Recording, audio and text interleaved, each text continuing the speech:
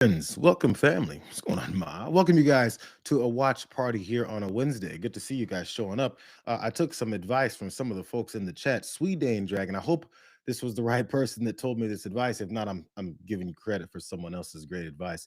I'm gonna start a couple minutes early every time just to make sure folks who don't get that first trigger when I post that we're coming on in 15 or so minutes, they maybe get that trigger notification once we're actually live and we haven't actually started. And especially since I've got things to say before we get to the news. I mean, I've got one major thing to say before we get to the news. I hope you haven't spoiled it yet, Ma. Spoil it. Today is my mother's birthday. Happy birthday, Ma. Did you guys know that? I'm sure you guys didn't know that because she's not the type to be like, look, check it out. It's my birthday. Everybody say happy birthday to me. So I'm going to say it. Tell my 78-year-old mother happy birthday because she's the best. She's awesome. She's the reason why I'm even here right now, obviously, and the reasons why I've gotten to the places that I've been able to get to. I mean, sorry, pops, my father too, but we'll get to you on your birthday, which I think I talked about as well. Either way it goes, say happy birthday to her. She's actually in the chat today as she missed earlier parts of the week. She can't miss her birthday for me to rant and rave and cuss like she's never heard me cuss before. I mean, why would she miss that stuff? So as you guys pile in, make sure you guys like. If you haven't subscribed yet, do that as well. But the main thing, make sure you share this stream. And also when the videos go up on the channel, share those as well too. There's been a bit of a dip going on. I'm not sure if they're keeping my voice from being out there or something, but there's been a dip in some of the numbers. And, I want to make sure people see what we're doing because I really do feel like we go through some of the topics and angles for some of these topics that are spoken about. I like to hit them in different ways so that people think about it and see it in ways that aren't always being talked about on other media outlets or other podcasts or streams. Because I think we have to start seeing the world from what it really is. It allows us, when we don't, to take on these normal narratives and just accept things for what they say they are. And it normalizes so much hate, division, and let's keep it real, death in our world. We're looking at it right in front of our faces. It's about time we start recognizing it. So thank you guys for being here. Let's get this Wednesday started. Since it's now almost noon, I think we're a couple seconds from the actual top of the noon hour. What's up, everyone? Let's go ahead and get started. Donald Trump is implementing his authoritarian rule, and it's gonna now stretch past his mass migration and deportation policies. It's now stretching to what you could always expect and the people that he's always hated. Um, Black folks.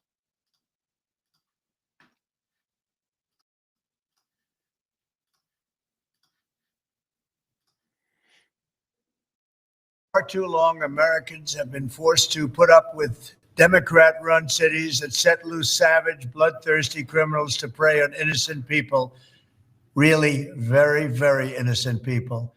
In every place, they control radical left judges, politicians, and activists, and they've adopted a policy of catch and release for thugs and killers. In Charlotte, North Carolina, we saw the results of these policies when a 23-year-old woman who came here from Ukraine met her bloody end on a public train. And here's a picture of it. This is the picture of it. And this is a picture of the woman, a beautiful young girl that never had problems in life, with a magnificent future in this country. And now she's dead. She was slaughtered by a deranged monster who was roaming free after 14 prior arrests. We cannot allow a depraved criminal element of violent repeat offenders to continue spreading destruction and death throughout our country. We have to respond with force and strength. We have to be vicious just like they are. It's the only thing they understand. 24 of the top 25 most dangerous cities in America are run by Democrat mayors. 50 people were murdered in Chicago in recent weeks, with hundreds being shot. And it's time to stop this madness. The people of our country need to insist on protection, safety, law, and order. We have proven that it can be done because we did it right here in D.C., in District of Columbia. The capital of America was a bloodthirsty, horrible, dangerous place, one of the worst And now it's a crime-free city, and we're going to keep it that way. It can be done. It can happen fast. All we want is, please, Mr. President, we need help. Chicago needs help. Other cities needs help. We'll do what has to be done because we're going to make America safe again. And that includes our big cities. We're going to make those cities safe. Thank you. Let me tell you what the president of the United States is doing. He's pulling the same old playbook that's, again, from the roots of this country. You demonize minorities, the easy ones to target, and you say, this is why we now have to take over every aspect of your life. Crime, scary. You notice right after he said thugs and killers, which he doesn't always bring up thugs when he's talking about all his other authoritarian policies. But right after he mentions thugs, in comes this story of this black man stabbing this white woman to death on a train in Charlotte, North Carolina. So immediately from that point, we have to talk about how this great woman was about to have a wonderful life, had her whole life ahead of her, never seen a problem in her life.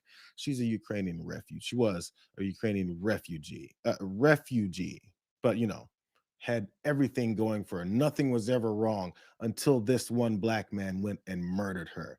Nothing else was ever happened to her or would have happened to her if not for those thug Negro black men. And from following that, everyone has to be vicious. Time for vicious law and order. They don't understand anything else. It's the same language that W. Bush used when we invaded Iraq in 2003. We have to go after these terrorists because they don't know anything else except for viciousness and attacks and war. We have to preemptively strike because if we let them strike first, we're going to be dead. All of our pristine people. But this guy apparently isn't an American. He's got 14 prior arrests. I'm not sure if he detailed what those prior arrests were or what the rest of his life was like. But in this horrific murder, it only has to do with this. And in Charlotte, North Carolina, Democrat mayors. Why isn't he talking about how many Republicans are running things in North Carolina? One Tom Tillis, who's a senator from North Carolina, isn't looking for Donald Trump to run up into his state. Suddenly, they don't want that to happen. But Donald Trump needs to piggyback off of a murder of a black man against a white woman and then talk about how DC has been so pristine ever since, which, by the way, it's a military state. He's setting this up from the beginning when he started with Los Angeles. Suddenly, Los Angeles is great. Kristi Noem said it wouldn't be standing today if not for his military invasion. Moved on to DC, cooking the books on those numbers. And now we're going into another state. But it's all has to be facilitated because he knows the life's blood of this country's history and its roots is based in racism. Let's introduce a black person killing a white person. And now it's time for more invasions. If you don't believe me, his quickest and closest water carrier, Mike Johnson, also used some pretty curious language in talking about what needs to happen in more invasions and occupations of American cities. On display, and we need to confirm to the American people that they do not need to fear for their lives when they drive to the grocery store or they pick up their son or daughter from school. This is common sense, and I cannot for the life of me understand how the Democrats think this is some sort of winning political message. Yield, man. Let the troops come into your city and show how crime can be reduced. It's a morale boost for the country, and it's safe and right for everybody involved. So if they want to go down that road, they're going to go down that road. But we're going to keep talking about common sense, and we're going to keep delivering. Thank you. Yield, man. Let the troops come into your city. Yield. Sounds pretty rapey to me. And considering Mike Johnson supporting a pedophile rapist in the White House, it makes a lot of sense that he's talking about how you should just sit back and let it happen. Because this authoritarian regime is going to steamroll this country no matter what. They have invaded the country, and now they want you to sit back and accept it. Very similar to the way that the guy from the Project 2025 Heritage Foundation screed was saying, this revolution will be bloodless. Kevin Roberts, the revolution will be bloodless as long as the left allows it to be. And this is the same kind of mindset and the same kind of language that here now Mike Johnson's using. Do you guys want to see more how blatant this is? Donald Trump started with a black man killing a white woman on a train. Then Mike Johnson then jumped over to talking about how everyone needs to yield to his authoritarianism. Here's Joel Webbin, who's a white Christian nationalist who gets a lot of attention and who also gets all kinds of clout and breaks from MAGA Republicans to make them some kind of authoritarian and a normalcy in our language and our speaking. Check out what he thinks good white Christians should do. You're a Christian white parent who loves the Lord and loves your children, that you need to have the talk. The talk that we're referencing is the talk that takes your children according to their maturity at the proper time, the appropriate time, and says, there are certain parts of town that you cannot go. And there are certain people that you cannot be around. Yep. Right? If there's someone who is black in our church, and they've been in our church and we know them and they love the Lord Jesus Christ, great. We're not talking about that person, right. But we're talking about when you go into a crowd of people.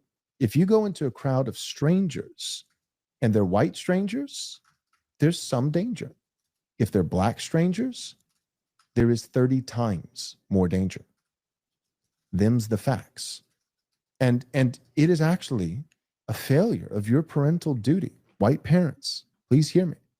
If you teach your children growing up, if you lie to them and say, all people and all races of people in our country are the same. They are not. You are actually depriving your child of factual, truthful information that could save their life. The races are not the same. Black people are more prone to death, murder, violence, and rape than good old pristine white people are. I think it sounds familiar. I'm pretty sure it sounds familiar. Matter of fact, it's the basis for all the things that we've implemented in laws in our past that we don't like to teach our children. Those pristine white children that should only trust the good black people that are in your church, despite the fact that we've seen countless numbers of folks in churches that have committed all kinds of crimes against children and used their positions in church and said, God tells me that I should be talking to you about whatever it is I'm talking to you about. You can leave your kids with me, your parents, go ahead and trust me. How many clergy folks have assaulted children in our country as they talk about drag queens and gay folks and trans people? All that just gets swept under the rug while the people who commit these crimes are considered the good people by that Nazi right there. But he's a good white Christian. I feel like we heard of another regime in very recent history that used Christianity as a crutch as to why they're the pristine ones, why they're the moral ones, then while they start murdering people. But again, that's what fascists do. They go on TV and they yell whenever anyone challenges their fascist language and their fascist policies. Here's one of those fascists. You using the term disappearing people? Well, that's what's happened. That happened to the group that was sent to El Salvador. U.S. citizens get arrested every day. U.S. citizens get arrested by police every day. Are they being disappeared? No, their laws are being enforced. They're being arrested. They're being put in detention because they committed a criminal offense. Not like what you're doing. Not even close. We're enforcing the law and arresting people here in violation of law that are public safety threats. That's not disappearing people. That's enforcing the laws of this country and make this country safer. I thank you very much for explaining what ICE considers to be a danger and a criminal threat. Everybody understands the reality, and we appreciate your sharing that reality with us. And we would love the data. You're not going to get the data, Mika. So Tom Homan jumped on the show and started screaming about how he's so upset that anybody calls their kidnapping of folks disappearing people, despite the obvious facts that they've been disappearing people. In fact, bragged about it. Heard him on audio talking to the leader from CCOT and how they're sending people down there. And American homegrowns are next. But we're going to keep ignoring all of these facts. Something else. Mika asked him for some of these numbers, the information behind what it is they're doing with these violent criminals that they're taking off the streets. I want you guys to keep in mind what Donald Trump started with, how it shifted to Mike Johnson, and then how it's gone on to Joel Webbin, and now down to Tom Homan, and how he wants you to just trust him about the numbers of what's going on with their crime crackdowns and their invasions of cities with the National Guard and armed guardsmen everywhere. Here's some reality from Washington.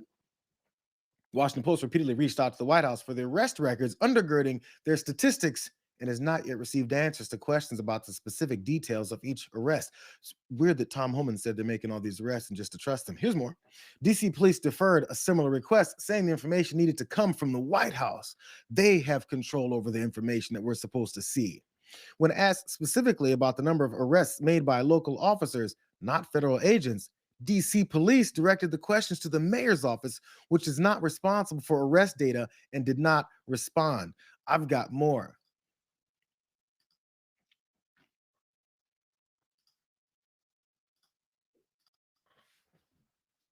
And as a result here, there's a black hole instead of the usually readily accessible basic information surrounding an arrest. For example, when DC police make an arrest, there will be a public incident report, a public document that includes, among other things, the offense and its location and date and a short description of what happened. DC police continue to provide the reports for crimes in which local officers made the arrest, but refuse to answer questions about many of the arrests made by the multi-agency federal task force teams, despite DC police officers being embedded with many of them. They're using, as they federalize the DC police force, they're using them to be a part of this whole thing for legitimacy purposes. And then they're covering up the kinds of arrests they're making, who they're arresting, where they're taking them, what the purpose of these arrests are. And then as they're now stopping and frisking folks based off of the color of their skin. It's almost like we're being run by a bunch of Nazis. And then when that Nazi, Elon Musk, stood on Inauguration Day and gave that Heil Hitler salute, everyone went, what's the big deal? It's just some kind of a weird salute that none of us know about. He's an autistic genius. Here's more. More on that DC crime numbers. Federal officers have been seen around the district wearing masks while making arrests and driving off in unmarked cars, making it difficult to discern which agency could provide any information about who was arrested, where they were taken, and why. At last I heard, when we don't know where someone was taken, why they were arrested, and who did it to them, that sounds like kidnapping, which also equates with disappearing, which Tom Homan and marbles in his mouth keep talking about is not happening, because the answer to that is trust me. Last one on this black hole of information from their arrests in DC. The lack of specificity creates circumstances in which it's hard to say who is being arrested and who's arresting them. Meanwhile, Trump continues to tout the progress of this operation, progress that, without publicly available arrest data, is difficult to measure. It's like they're fascists running the country, and now they're running in American cities, and they're what they said is the credible reasons why they're running into American cities is that they're arresting all these violent criminals, all these violent criminals that they, keep arresting and have no records of, and then send off to wherever kind of prisons they want, domestically, foreign-based prisons. Who cares? They're fascists and they're going after anybody that they don't like. What makes you think they won't eventually go after the dissenters? As again, Stephen Miller is calling the Democratic Party supporters of terrorists. I feel like we're seeing it coming straight down the pike. Here's someone that was arrested. His name is Lee Stinton. He was arrested in down in Florida, in Key West. I think it was in the Keys, down in Florida. Tom Homan said people aren't getting disappeared.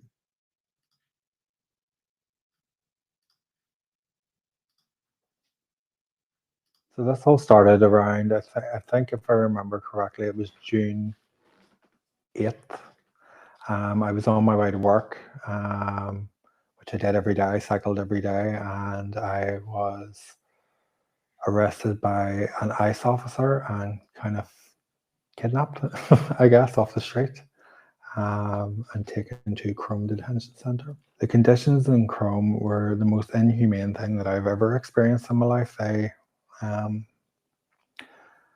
had nowhere for anyone to sleep. They weren't feeding people, and they were very abusive to the inmates. the holding cell that had us in for almost 8 days was meant to have 10 people in it, and there was at least 100 men. We were like sardines, all just stuck on like a cold concrete floor. I want people to know that it's not just criminals that are being taken. It's like normal everyday people. Like myself, like I had like a correct visa. I had all my paperwork together. I had a social security number. I paid my taxes. I've never been in trouble with the police before in my life, either in America or Northern Ireland. And still they took me. You know, I think they're just looking for numbers at this point. A lot of things that either happened to me and happened to others. There was a guy that had been asking for his medication for days for his heart, and when we were out in the rec hall, the rec yard, sorry, he dropped dead of a heart attack in front of everyone. They kind of just moved us all away from him, but it's something that I'm never ever gonna forget. You know, it's ingrained in my head. People die. You disappear people off the streets. You have no record of it.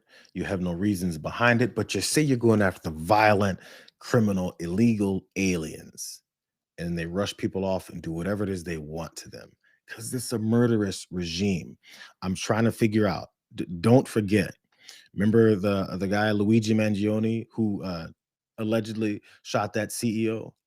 And the news was on fire. We can't let this happen. How could it happen? There's murder in the middle of our streets in New York. Can't let it happen. They're literally collecting mass groups of people and allowing them to die in front of other folks in the middle of a prison yard somewhere, who knows where, and while they abuse and hurt others, pack them into areas like sardines, treat them inhumanely. And there's not enough of a peep of let's stop this shit right now because murderers are running the country. I guess because murderers always ran this country, we don't have much of a problem with it because we regressed. That's what Make America Great Again really means. Let's bring it back. Open mass murder of anyone that disagrees with the fascist in the White House.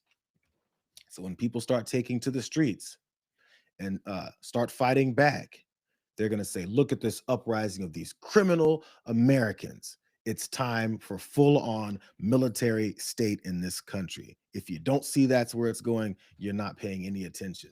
They keep firing up anything that they can to take us to the place where they want us.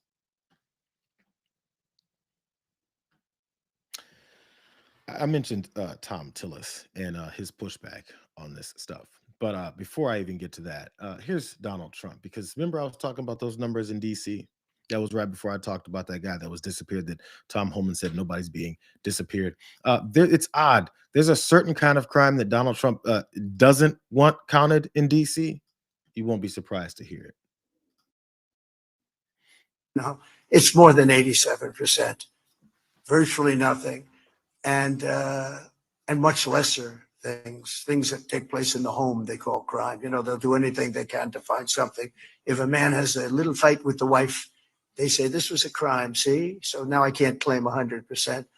But we are a safe city. You can walk to a restaurant. You can walk to the White House if you work there. You can walk to the Capitol. And even the Democrats, I can't believe it, but they don't want to admit it, but I can't believe it. We could do the same thing in Chicago, New York, Los Angeles. We did it. We saved Los Angeles. It's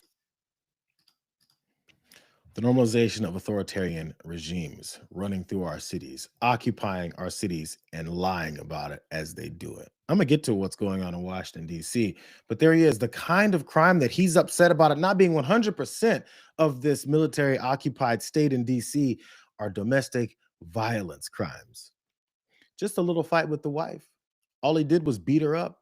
Maybe he stabbed her. Maybe he pulled out a gun and pointed it in her face. Maybe this same MAGA party years ago, when they reversed some of these gun protections and they made sure that domestic abusers still had access to their guns, which is one of the main ways that domestic abusers kill their wives at home, or just their girlfriends, or maybe just an acquaintance, maybe someone that they had a fantasy about being their woman. Maybe it's those things. But again, this party likes to kowtow to giving criminals guns, as long as they're the right kinds of criminals, the ones that Donald Trump doesn't want counted in what he claims is 100% crime-free Washington, D.C. Hey, let me show you guys this. This whole thing started with Donald Trump talking about this black man that killed this white woman on the train, viciously and brutally. It was a horrific murder. You know what he's not talking about? This happened before that. Visible blood. Man sat behind woman on bus before slicing her throat in an unprovoked attack. It's really weird how that is. Can you guys see the picture? For those of you, maybe you guys just listening and not watching. It's a picture of a white guy. It's a white guy who sat behind someone on a bus and slit this woman's throat. But he wasn't a black person, so you can't use that to go and invade other cities. Here's details. A 42-year-old man in Oklahoma. Wow. You mean that's not Chicago, Baltimore, Los Angeles, New York, or Detroit? Weird. A 42-year-old man in Oklahoma has been arrested after he allegedly slashed the throat of a woman riding a city bus in Tulsa in what has been described by authorities as an unprovoked attack. Odd. You know, it's like they can't use this one. Police said there was visible blood on Rhodes' clothing and that a bloody knife was recovered from his pocket during a search of his person. The victim was rushed to a local hospital. Her injuries were so severe that detectives from the department's homicide unit were called to the scene. So she did survive. Luckily, she survived and he tried to murder her. But you know, as long as her throat only gets slashed and she doesn't die, maybe this isn't that big of a deal. More. Witnesses, including the bus driver, informed us that both Rhodes and the 43-year-old female victim boarded the bus at the Walmart stop at 81st and Lewis. Rhodes sat directly behind her, and they had no prior interactions or verbal exchanges. As the bus driver arrived at the main station, Rhodes reached around and allegedly assaulted the victim by slicing her throat before he left the scene. Here's the best part. What Donald Trump also talked about was how we keep giving these violent thug criminals in these Democrat-run cities and states, we keep letting them back off the hook.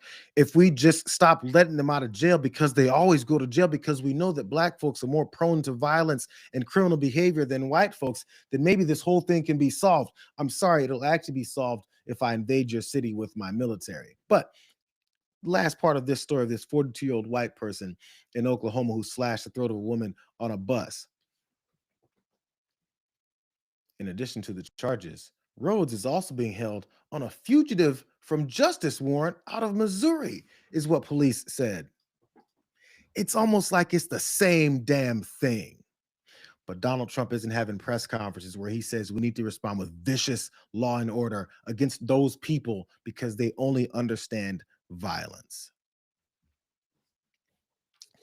Anytime someone likes to say that they're supporting this administration, anytime someone says that this guy is about law and order, tell them that they're missing the point. As a matter of fact, tell them that they're actively supporting a fascist, racist piece of shit in the White House.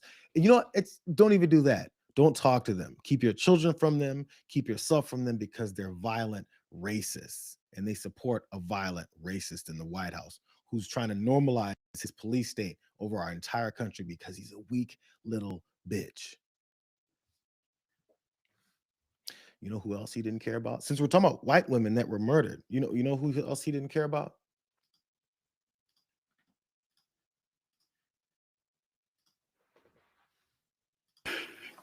We're here today because an unspeakable tragedy has unfolded in Minnesota. My good friend and colleague, Speaker Melissa and her husband, Mark, were shot and killed early this morning in what appears to be a politically motivated assassination. Our state lost a great leader, and I lost a dearest of friends. Speaker Hortman was someone who served the people of Minnesota with grace, compassion, humor, and a sense of service. She was a formidable public servant, a fixture and a giant in Minnesota. She woke up every day determined to make this state a better place. She is irreplaceable, and we've been missed by so many. Minnesota's thoughts and prayers are with her family, her loved ones, her children, and her parents. My prayers. We're here today because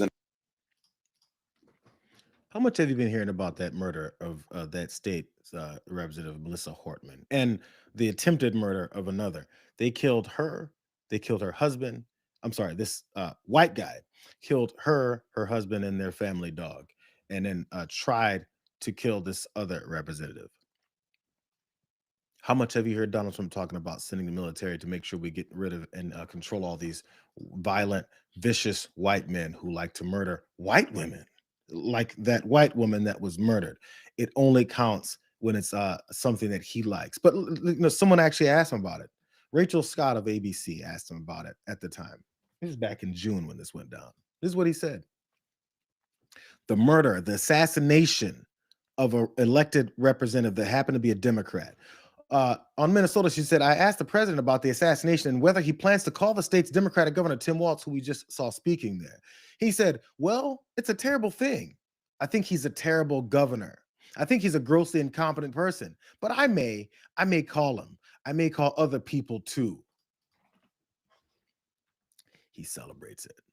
As a matter of fact, other Republicans started blaming Democrats for their rhetoric behind what this guy, who's an avowed conservative MAGA guy, went and did in the name of his party and his president. And his president said, the governor's a terrible person. I'm not even going to call him. I don't care about that woman's life. Matter of fact, I hope it happens again.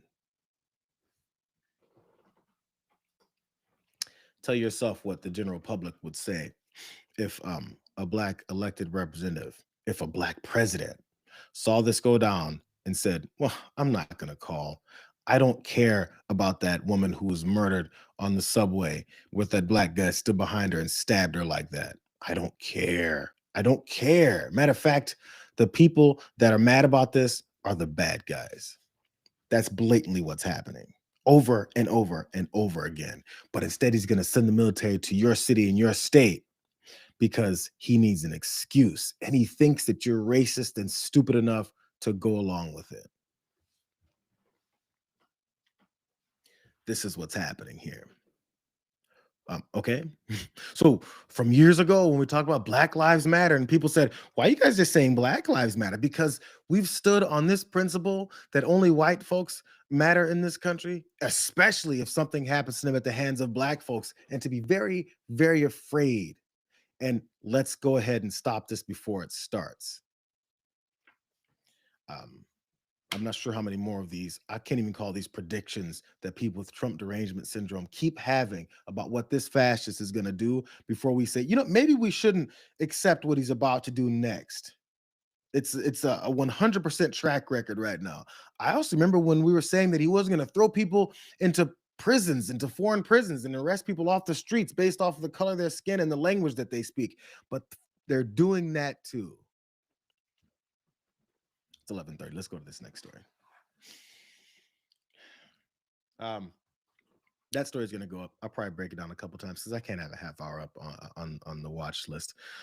So if you guys just jumping in, we're talking about the fascist regime that's coming into our into a normalcy within our society. So you don't have to like what we're doing, but still like the stream. Maybe share it a little bit.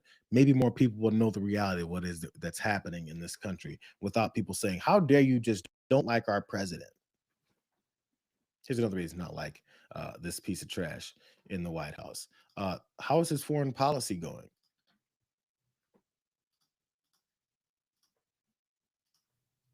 News out of Poland. The military there accusing Moscow of an act of aggression after Polish and NATO forces scrambled to shoot down Russian drones that violated its airspace. Prime Minister Donald Tusk has confirmed a military response operation is underway following multiple airspace violations. Polish and NATO jets were scrambled following reports from Ukraine's Air Force that Russian drones were headed towards the country's airspace.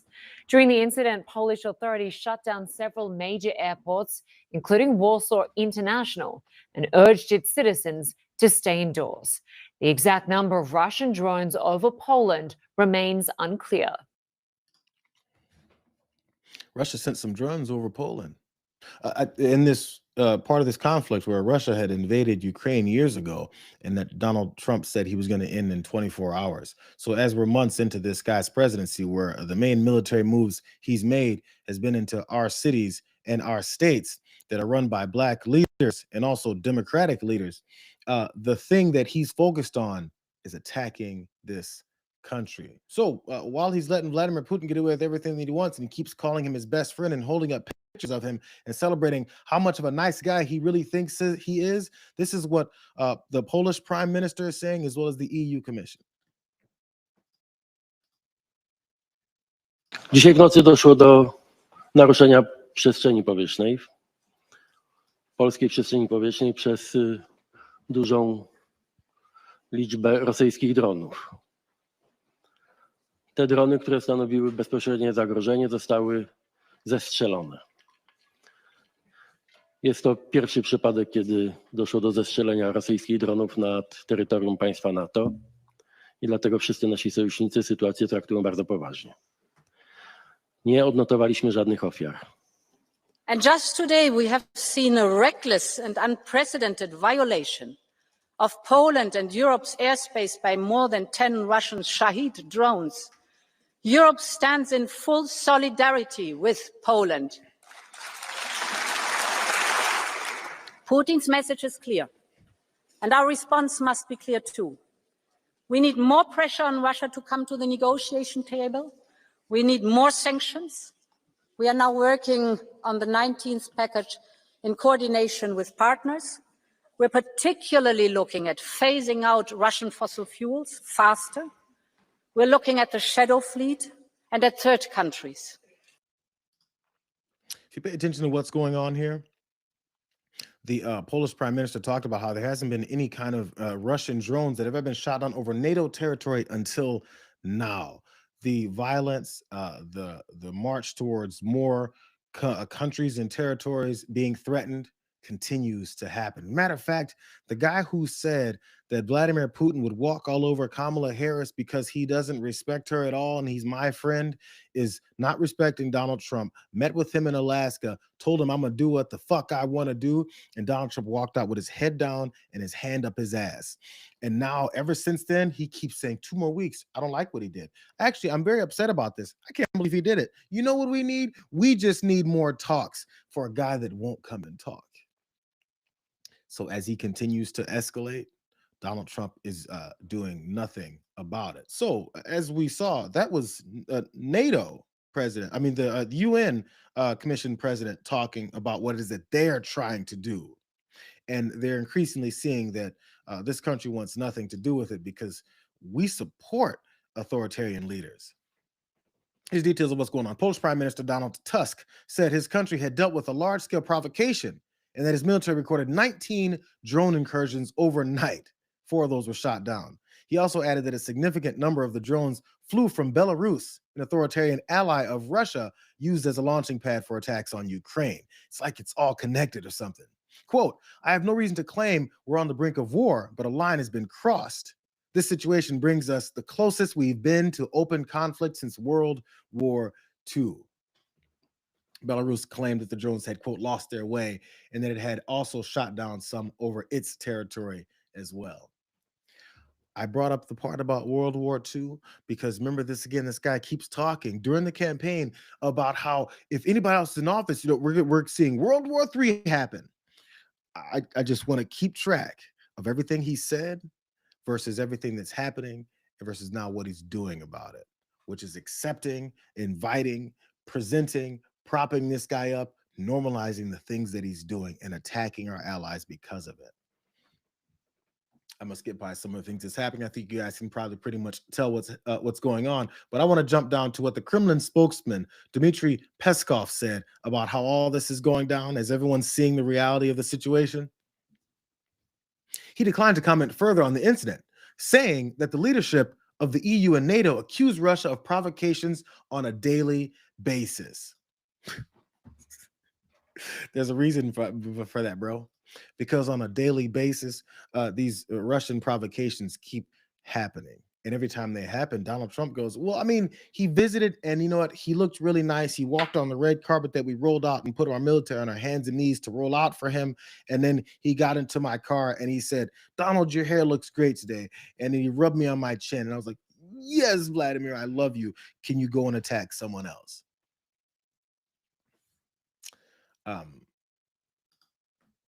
Let me show you what the mindset has been from some of the folks who continue to follow this guy. I can't even say he's following him, but it feels like it. JD Vance went on Matt Gaetz's show on OAN. Yeah, that guy who was busted for creeping on 15 to 16 to 17-year-olds.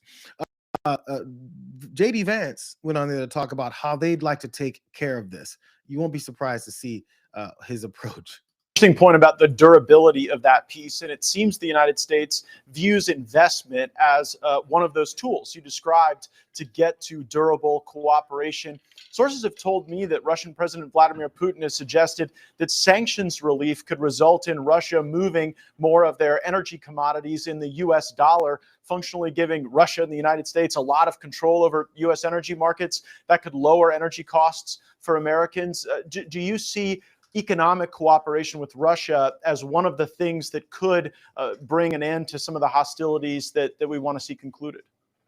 Yeah, Matt, absolutely. And it's one of the carrots that we've thrown out there. And the president's been very open with both the Europeans and the Russians that he doesn't see any reason why we should economically isolate Russia except for the continuation of the conflict. He wants the killing to stop. And then on the other side of peace, he's very open to a whole host of economic arrangements that are beneficial to the United States of America. I mean, let's be honest, whether you like or dislike Russia, whether you agree or disagree with their underlying arguments for the conflict, the simple fact is they've got a lot of oil, they've got a lot of gas, they've got a lot of mineral wealth. And I think the president is absolutely right that once we get this peace settled, we could have a very productive economic relationship with both Russia and Ukraine in the future. And frankly, Matt, if we had a better relationship economically in Eastern Europe, in that region of the world, it might actually be the best guarantee of a long-term peace, because once you've got good economic relationships with people, you don't want to blow that stuff up quite literally by restarting a war. So it's interesting, Matt, the president is very much on this wavelength. Let's get the peace. Let's create some economic cooperation between Russia, Ukraine, and the United States of America, and let's set the table for a long-term durable peace. It doesn't get much clearer that these guys are carrying this message for Vladimir Putin. Vladimir Putin says that sanction relief will really make him stop, considering Donald Trump has continued to do things like that, and it hasn't made him stop. All it is doing exactly what he tells you to do. But JD Vance says, absolutely, we're all about this. You know what? What we need to do is we need to have some economic partnerships with not only Russia, but also with all of our European partners. You know, those European partners that we slapped 20 to 30 to 40 to 50% tariffs on, those economic relationships that Donald Trump is blowing up ever since he stepped into office. Weird how they think people are going to buy this shit to believe that they're having some kind of a great economic relationship with the guy who continues to bomb anybody that he wants. But look at the way that he described what Putin and Russia are doing. Whether you like or dislike Vladimir Putin, whether you agree or disagree with their reasonings for attacking and invading and occupying sections of a sovereign nation, whether you agree with that or not, what we need is something that's beneficial to the United States economy to partner up with Russia,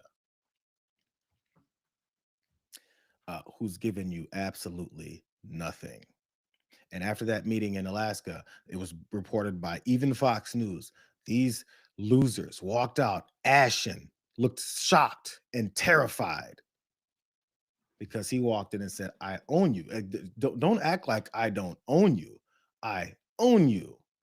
Do you guys remember? Matt Gaetz was the one that was talking to him about that. And you know, this is a NATO country that he flew those drones over. Here's Matt Gaetz from earlier in August. All you have to do is pay attention. I've got an idea. Offer NATO membership to Russia. Of course, for this carrot, Trump would need to get everything he wants out of Putin regarding the end of hostilities, economic cooperation, and territorial disputes. Before you suggest I'm crazy for thinking about NATO and Russia as partners, the idea has been floated by foreign policy thinkers on the right and left for some time. In 1997, the Senate Foreign Relations Committee held a hearing on NATO expansion. President Clinton's Secretary of State Madeleine Albright reflected on groundbreaking cooperation between NATO and Russia. The thinking prevailed that we had to expand NATO and encircle Russia. We learned that an animal backed into a corner can lash out. We chose encirclement over cooperation when people were saying cooperation could be part of our forward-looking path with Russia. Michael McFaul was President Obama's ambassador to Russia. In 2006, he wrote an article titled "Why a Democratic Russia Should Join NATO." Again, this reinforces that NATO membership is an earned reward, not an entitlement. But why not give Russia a chance to earn it? NATO membership for Russia isn't coming tomorrow. But to make peace, everyone needs to give up something and get something. Everyone needs to feel safer in peace than at war. Making war is easy. All you have to do is attack. Making peace is hard. But at least the Trump administration is making progress. We believe that progress could and should ultimately lead to NATO expansion to Russia if everyone behaves. Where's that progress? By the way, all those instances of inviting Russia into NATO, they blew up by not agreeing to the things that they would have to give to be invited into being into NATO. It's violence every time. It's the same game. It's like we've seen this before, but he keeps saying the things that need to normalize what it is that Vladimir Putin is doing. And then when he does it, he gets 2 more weeks and then another 2 more weeks. And then Donald Trump says, I'm not happy about this. 2 more weeks. You know what? Again, actionable things in response to what's going on versus what it is that they're saying and doing with Russia. These are actionable things that the United States is doing. And see if you can figure out which side this benefits. Confusion emerged on Friday over Trump administration plans to halt some security assistance funding to European countries along the border with Russia, with some Baltic defense leaders saying that they have not received this official notification. Pentagon funding for programs that provide training and equipment to reinforce security would be cut. That's according to a person familiar with the discussions and a congressional aide who spoke on the condition of anonymity because they were not authorized to discuss this matter. These secret plans to no longer have any of these security guarantees to countries that are along the border where Russia keeps attacking. More, it wasn't clear exactly how much money would be affected, though it could be hundreds of millions of dollars. It includes funding under Section 333 and the Baltic Security Initiative, which helps finance weapons purchased by countries on NATO's eastern flank, including of U.S. systems, as well as ammunition, special forces training, and intelligence support. That's what they're doing actionably. So when he's saying he's going to do something with Russia, he's going to pressure him, he's going to maybe, I'm going to tell people, maybe go negotiate. What they're planning is actually pulling back some security funding for the countries that are going to be at risk where Vladimir Putin continues to attack, where he just flew all these drones over. It's almost like we're working, with Russia. Here's Representative Don Bacon. He's a Republican. His hair might be on fire for this because, previous to Donald Trump coming in, Republicans used to talk about how Vladimir Putin was a murderous dictator and you can't trust him. So now that he's literally doing things like taking away this security funding, Don Bacon has this to say. I want you to pay attention to how he's finally had it. Congressman, I also want to ask you about another bit of foreign policy, specifically in Europe. The administration has planned to halt security assistance to certain European allies, specifically Baltic states that border Russia. What is your response to that? Why are these funds being cut? For no good reason. It's not a wise policy. Me and a lot of Republicans are angry about this. We know that the Baltic states are some of our closest allies. No one likes America more than the Baltic states. They're spending more on defense per GDP than we are. They love freedom. They love democracy. Every single person in the Baltics, every one of their families knows somebody was shot by the Russians or sent to Siberia. They know the threat of Russia. We need to stand by them. We know the Undersecretary, Albert Colby, is behind this in the Pentagon. I reject it. He is leading the administration down a terrible path. It's going to be a black chapter in history if he has his way. When they read about Chamberlain in England appeasing Hitler and giving up Czechoslovakia, this is the equivalent of the decisions being made by folks in the Pentagon right now. And we have to resist it. The Republicans need to stand up and oppose this. And we want to tell the president that you're being ill-served by leaders within the DOD right now. So we're going to fight and make the case for keeping funding for the Baltic Security Initiative, but also to ensure that our friends in Ukraine receive the weapons they need, that we do the sanctions against Russia. Ukraine's fighting for freedom, democracy, rule of law. This president better be on the right side, and he's not there yet. He needs to get on the right side. But he's got people in his administration pulling the wrong way, and it's time for fellow Republicans like me to be calling these guys out. It's finally time for Republicans like you to call these guys out. He made comparisons to Hitler getting whatever he wants during the world wars back there, and then continuing to do whatever it is that he wanted. But for some reason, Donald Trump's best friend, Vladimir Putin, Donald Trump is not to blame for it. It's all these people that are being ill-served in the Department of Defense that are giving Donald Trump bad advice. It's never, ever, not once Donald Trump's fault for the decisions that he makes. The all-powerful, all-authoritarian, I say and you do, Donald Trump never gets the responsibility for the things that he's done. When a Republican finally has half a nerve to say, I think this is a bad idea. You know, I finally have to say, this is a really bad idea. This is going to be disastrous. Mr. President, we beg of you, stop listening to those people that are surrounding you that are telling you to do the worst thing ever. You've only done the worst thing ever in every decision that you've ever made. That's all. Just please, he hesitated even. We have to finally tell the president, tell the president to not listen to those people who are saying bad things because you don't know what you're doing. Isn't that bad that he doesn't know what he's doing? I thought Vladimir Putin was his best friend. There's someone that did call this, though. I'm wondering at one point we're going to finally start apologizing. Otherwise, Putin would be sitting in Kyiv with his eyes on the rest of Europe, starting with Poland. And why don't you tell the 800,000 Polish Americans right here in Pennsylvania how quickly you would give up for the sake of favor and what you think is a friendship with what is known to be a dictator who would eat you for lunch.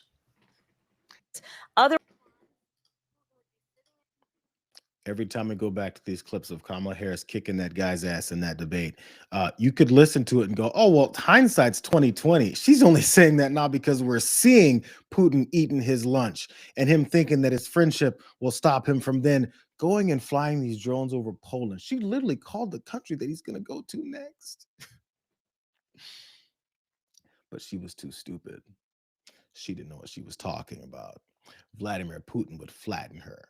If Donald Trump were president, Vladimir Putin would have never done any of the things he would have done. So now that he is president, what's Vladimir Putin doing?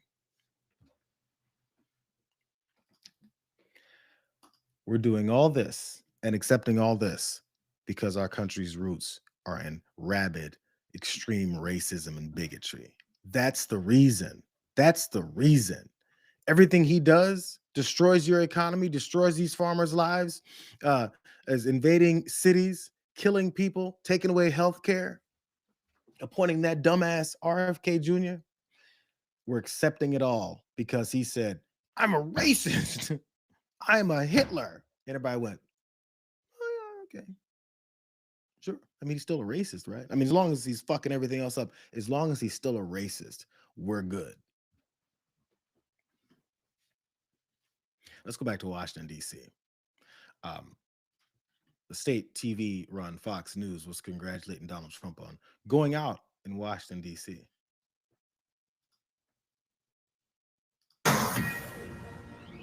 Fox News alert, Donald Trump is out on the town. Dinner with members of his cabinet in D.C., showing it's safe to walk around the city after deploying the National Guard. Crime, as we know, has plummeted in the city, but President Trump talked to reporters just a few moments ago. What kind of news alert is this? Fox News alert. Donald Trump walks into a street in Washington, D.C., surrounded by tons of Secret Service. His cabinet members blocked off 4 blocks of the area surrounding it to show how safe it is to go out in Washington, D.C. As long as you've got Secret Service, blocked off blocks, and all kinds of armored cars surrounding you, it's so safe. It's almost like they're only trying to convince people that do stupid things like this.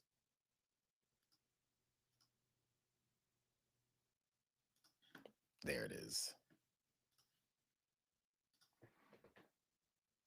Stay back. Don't you fucking come up to me. It's harassment. Where are you going? What are you doing? Oh, I'll fucking spray it. Okay. Why are you here? To support ICE. Okay. Take one more fucking step. So why are you assaulting people? Fucking swear to fucking God. Why are you assaulting people? Whoops. That is really creepy. I'll send this one to you, okay? I don't fucking care. No, you're not. Your mace must be broken because it doesn't work. You don't live here. Like, what are you doing? I don't fucking care. She needs some milk. Are you crying? No, but it is my First Amendment right to say what I want, and I need to ask you this question. Yep. What do you do with that? She needs her son. Wow. I think it backfired on her. Did. It backfired on her. No. We don't need no failure solutions. Did you seriously just squirt yourself in the face with the face of your parents? Hey. I want an ambulance here. Get the ambulance. You want me to check on her? Get the ambulance. Those are the people that Donald Trump and Laura Ingraham are trying to convince that this is just all on the up and up. She's a supporter of ICE until she sprays her dumbass face with her own mace. I don't fucking care. I don't fucking care. Oh, shit. I don't fucking care. Somebody call an ambulance. Fucking losers. Which side would you like to be on? Are you that stupid? Or are you going to finally stand up for yourself? So Donald Trump, as I was pointing out, went in outside that restaurant and was congratulated for walking around in Washington, D.C. to prove for a photo op that it's so safe in Washington, D.C. That is until he stepped into that restaurant. Trump is the Hitler of our time. Free DC, free Palestine. Trump is the Hitler of our time. Free DC, free Palestine. Trump is the Hitler of our time. Free DC, free Palestine. Trump is the Hitler of our time. What do you want your legacy to be? Let's go. What do you want your legacy to be? He's terrorizing communities. Let's go. Time to go. He's terrorizing the communities. Time to go. Time to go. Puerto Rico. Let's go. Free DC, free Palestine. Trump is the Hitler of our time. Trump.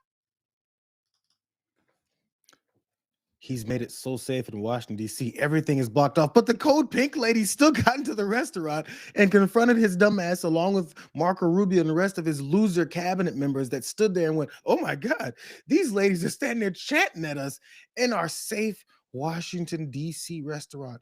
Good thing Code Pink aren't some murderous groups or they would have fucked you up. Here's another angle.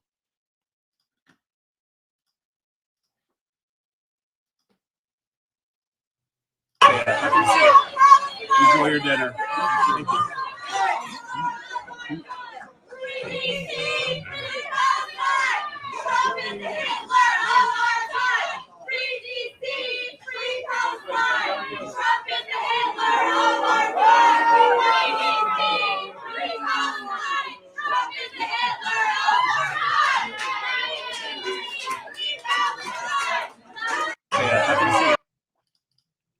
There's nothing these guys hate more than these hippie old ladies standing in front of them, chanting and unveiling Palestine flags and chanting how he's occupying the city and the district that he said is so damn safe now.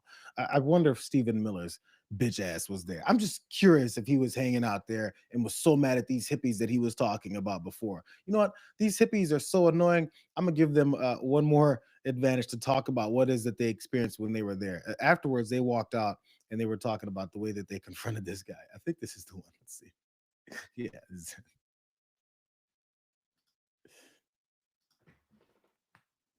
So we were just inside this steakhouse seafood restaurant in Washington, D.C., where Donald Trump, J.D. Vance, Pete Hegseth, all of them were eating. They sat down right next to us. And as people were giving them an applause, we were saying, free D.C., free Palestine, Trump is the Hitler of our time, saying that we need troops out of everywhere. They just announced that the Pentagon is the Department of War. It's always been the Department of War. They have been terrorizing communities and are set to do it in Puerto Rico and Venezuela, saying that Palestine is for sale. Just this morning, there was an evacuation notice for all of Gaza. We are 2 years into a genocide. So we were in there saying he will absolutely not be able to have dinner in peace. He looked us right in the eyes and we stood our ground, and we continue to be steadfast in our call for the end of the occupation here and in Gaza and globally. We are not afraid of Trump. He is afraid of us. We hope that he sees our faces in his mind for a long time, because he looked us all in the eyes as we were standing there. We will continue to fight for DC. We will continue to fight for Palestine every single day. Love it. I hope he's annoyed every day. I hope everywhere he goes, because outside the restaurant, people were booing and standing around as close as they could get and booing at his ass as he walks in and thinks that, oh, I'm going to keep telling this narrative. Just like he got booed at the U.S. Open in New York, and they made this directive to all the news outlets and the broadcast networks. Do not show the booing that happened, because we want to keep up this facade that, number one, he's made DC safe as he occupies it, and number two, that everyone loves him. Nobody likes your ass. You're a dictator. But, that's what authoritarians do. They make it seem like reality isn't real. Remember Laura Ingraham at the beginning said he had to answer some questions outside of the restaurant too? Here's one he really didn't want to answer. Will you meet with the Epstein victims? Do you plan to meet with? I don't know about. Nobody suggested that. Certainly, I don't like that whole situation with respect to anybody being abused or hurt. But I haven't even thought about that. Thank you all very much. Have a good time. Thank you.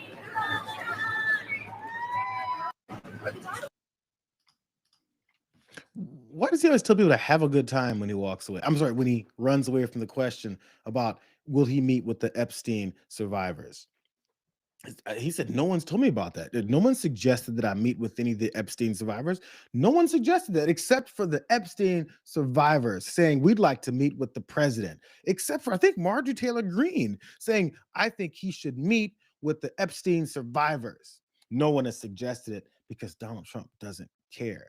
It's the one thing that makes him run away from cameras, is someone asking about his pedophilic history and all the things that have been popping up about his close and personal relationship with Jeffrey Epstein. The thing that came out yesterday about that birthday book that he said didn't exist. So now he's got all of his dumbasses trying to scramble to find a way to dismiss this latest revelation in the lies that he keeps telling. One of them is James Comer. He's supposed to be investigating this stuff.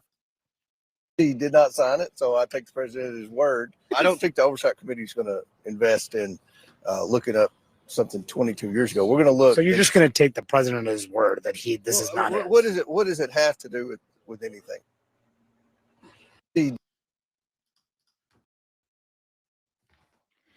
The House Oversight Committee. Think about the name of that. He's part of the House Oversight Committee. He's going to take the president at his word, despite the fact that the president lied about his submission into Jeffrey Epstein's birthday book. He lied about it, and it was full of things about his raping and child sex exploitation of little girls. He doesn't care about things from 22 years ago as a part of the House Oversight Committee. He's the Donald Trump Water Carrier Committee. I don't care about that stuff. Why would I care about that stuff? It was from 22 years ago. He only lied about it. He only keeps telling us that he had nothing to do with it when it keeps being proven over and over again that he has everything to do with it. But you know who James Comer's mad at? James Comer is mad at any of the Democrats that are on that same oversight committee trying to practice, oversight. Here's one of them. Garcia, he's been on the job for about 2 weeks. He's proven to me to just be a real big drama queen, because this is all about providing transparency to the American people and justice for the victims. It's not about scoring political points. So hopefully he'll mature up. Says you should mature up and you're a real big drama queen. What's your response, Congressman? Well, clearly he's saying that because I'm gay. Clearly that is a homophobic comment on his part. That's really up to him. Look, what Chairman Comer doesn't like, by the way, I've been on this job for, as you probably know, just a little over a month. And so I'm new to this role. And what he doesn't like is if there's somebody that's being aggressive, that is pushing back every single day, that's calling out every single lie, and it's actually matching the same energy and fire that Donald Trump and Republicans have been bringing to this country. We're no longer going to stand by and play by these rules that Republicans set out, that somehow they're going to steamroll over every investigation. No, we're going to fight like hell to get truth and justice for these victims. And so what James Comer doesn't like is that someone is actually now taking him on and actually calling out the truth. We are not going to give up on this investigation. We're not going to roll over. And anytime James Comer wants to work to actually get to the truth, we're here to do that. But every time he wants to lie or lie on behalf of Donald Trump, we are going to take that on every single day, and we're just getting started.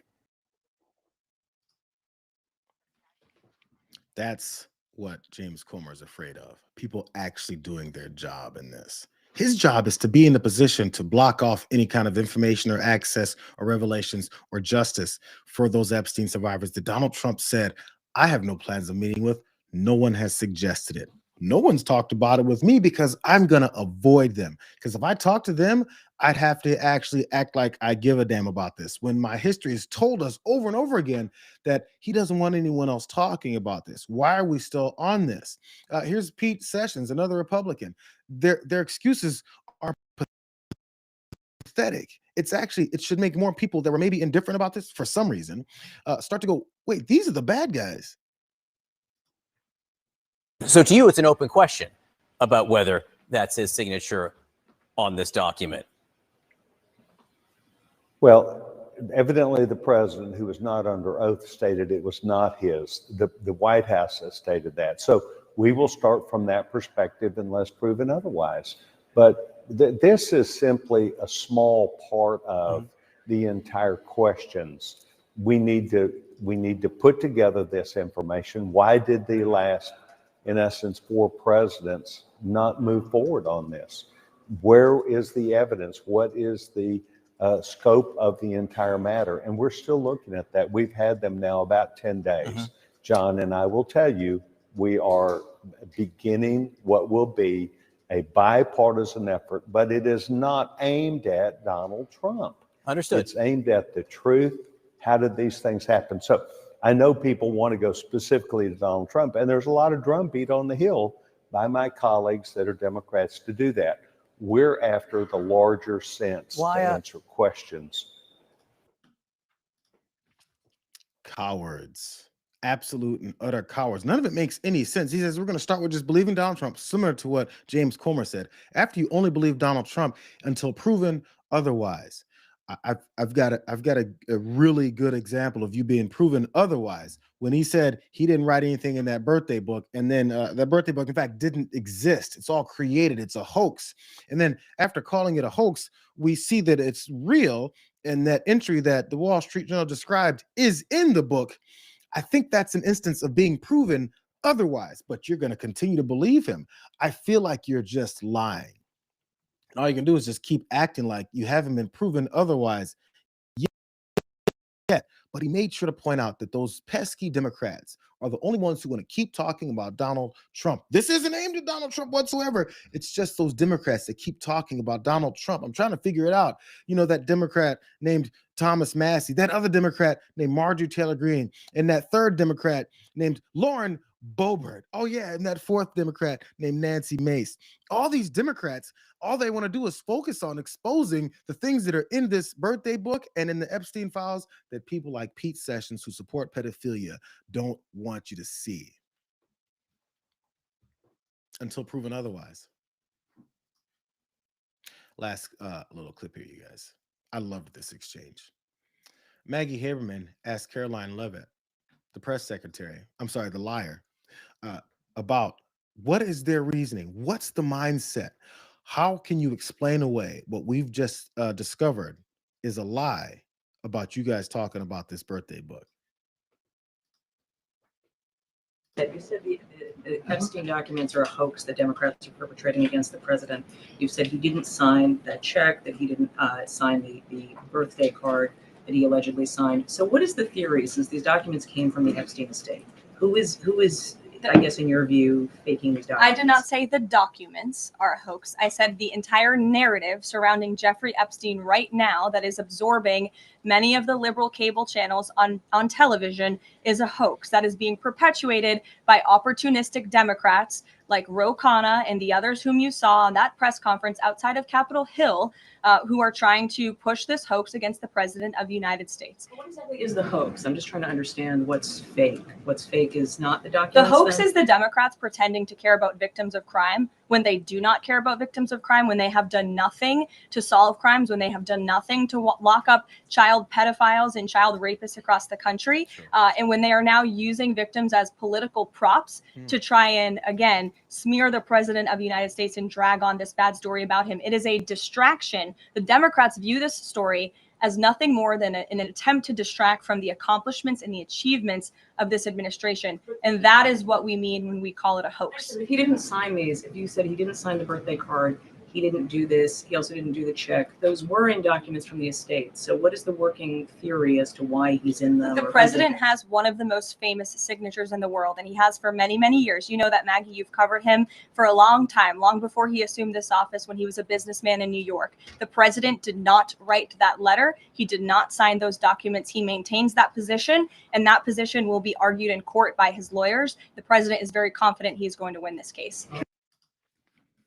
Liar. You see how she ended there? She said the president's signature on these documents is the thing that's been fake and fraudulent. When asked, what's your working story about why these documents that were submitted by the Epstein estate now proven that he's lying about it? But she started the whole thing by saying, I'm not saying the documents are a hoax. She said that. She started with the documents are not a hoax. Ended with the president's signature on these documents is fake and fraudulent. It's kind of like you're lying. Which one is true, Caroline? Which one is true?